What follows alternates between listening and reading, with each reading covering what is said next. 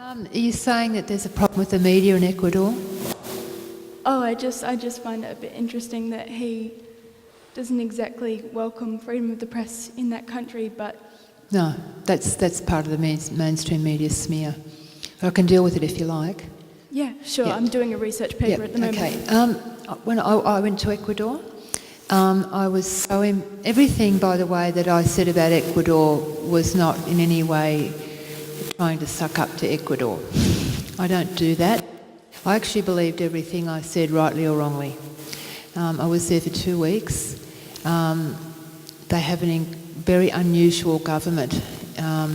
For example, in regard to the media laws, the constitution, they've separated the media monopoly out so that they're legislated against media monopoly. So unlike our country, where Rupert Murdoch News Limited owns 70% of all the media, in Ecuador it's separated 30% public, 30% community, 30% private.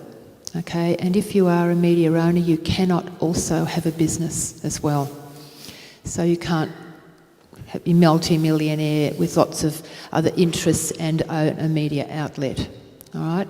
What happened in Ecuador, from what I can understand, is that, and I can give you an experience of the media in Ecuador myself. Probably that's the best way to go. The President and I were talking at a press conference. He was saying, you know, Mrs. Assange, they call me a dictator and yet I've won 7 elections. How is this? And I just tapped him on the knee and I said, well, you must be a very good dictator then, mustn't you?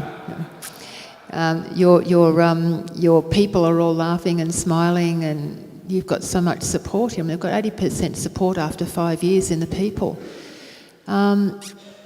And that was reported the next day in the Ecuadorian opposition media as Mrs. Assange confirms Correa is a dictator.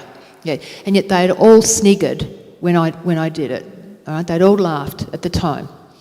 So I had a feeling of what he was up against. And he has just taken, as any citizen can, if somebody makes a statement that's libelous in the media, that you can take them to court.